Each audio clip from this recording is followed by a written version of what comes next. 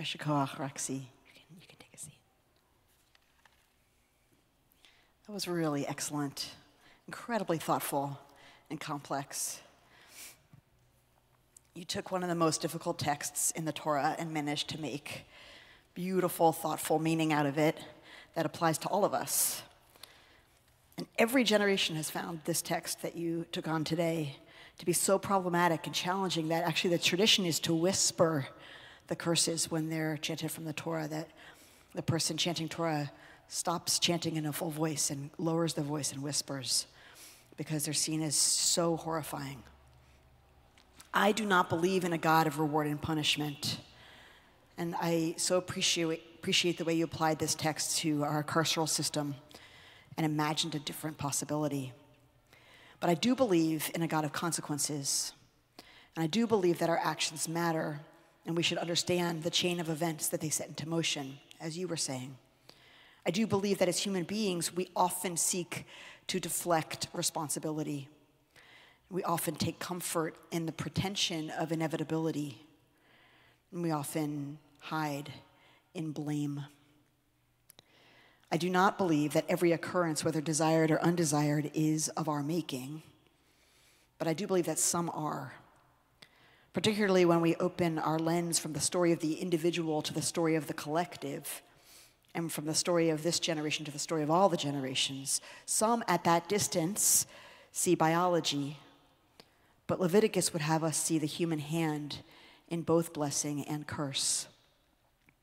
We have the power, God is telling us here in Torah. We have the power to bring blessing to the world or to bring curse. We have the power to make our world abundant and sustainable and just and peaceful. We also have the power to create a living hell on earth, the only kind of hell there is, to destroy the ecosystem, to create starvation, to create forever war. It is up to us, the Parsha is telling us, God is telling us, it is up to us. I call heaven and earth to witness against you today that I have set before you, God will say 2 books from now in the Torah. I have set before you life and death, blessing and curse. Choose life so that you and your offspring may live.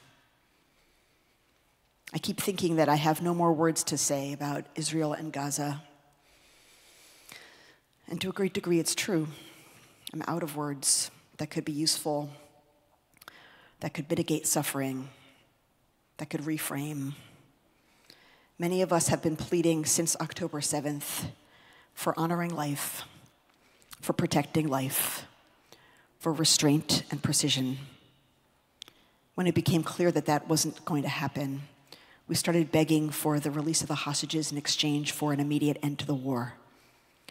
And now so many months have passed, and the hostages are not home. And the people of Gaza have been homeless and starving for more than 6 months. And the one remaining thing to pray for beyond the release of the hostages was that the homeless, starving people huddled in tents at the southern edge of the strip in Rafah would not be bombed, would not face tanks. But that has now happened, and will probably continue to happen. Yes, we have the power to curse, to create curse, to curse ourselves, to create the only hell that there is, hell on earth. Now let me be clear, this is Hamas's doing. They made a choice to use human beings as shields. They made a choice to take and hold hostages. They made a choice to siphon decades of the world's aid money intended for the Palestinian people on a labyrinth of tunnels whose purpose is to hide them from the consequences of their murderous campaigns, leaving women and children to be killed in their stead. They made a choice to twist Islam into a call to murder and eliminate Jews. They made a choice to brutalize and rape and murder as many Jews as possible on October 7th. They've made all these choices, and they continue to walk away from deal after deal to end the war. And it is obviously also Israel's doing. The government, the military, and the people who continue to support this government. Over the last 20 plus sermons, I think it might be 25, I've made every argument I know for why Israel should stop this terrible, terrible war. I'm not going to repeat them today. There are probably 10 hours of my words on this subject available online. But I will say two more things about our parsha. In this parsha, the detailed and terrible curses laid out as consequences for our actions culminate in our people's expulsion from the promised land. Today, this remains or is again a possibility. As Israel moves steadily toward becoming a pariah state, and it is more and more difficult for our president and other staunch American allies to defend its behavior, the threat of the loss of Jewish self-determination in the modern era is ever more real. But, and finally, curses, hell on earth, is not the end of this story. As you taught us, Roxy, the end of the story is change. The end of the story is repentance, turning, return to Shuvah. It is recognizing the causes of the curses, our own contributions as well as other factors, but our own contributions to hell on earth, and choosing to stop participating in those causes.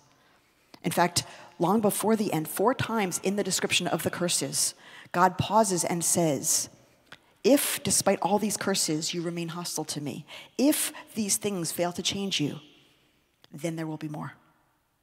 The opportunities are always available to stop creating curse. Always. Any day can be the day that we choose to turn ourselves toward blessing, toward the God of love and life, toward actions that lead to abundance and sustainability and justice and peace.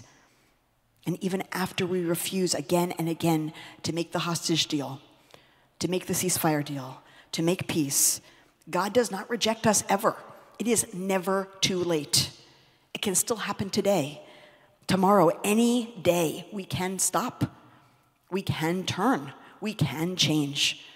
According to Torah, it will still happen. Yet even then, the Torah says, I will not reject them or spurn them so as to destroy them. I will remember in their favor the covenant with the ancients, whom I freed from the land of Mitzrayim in the sight of the nations to be their God, I, the Eternal. God does not give up on us ever. We must not give up either. Shabbat shalom.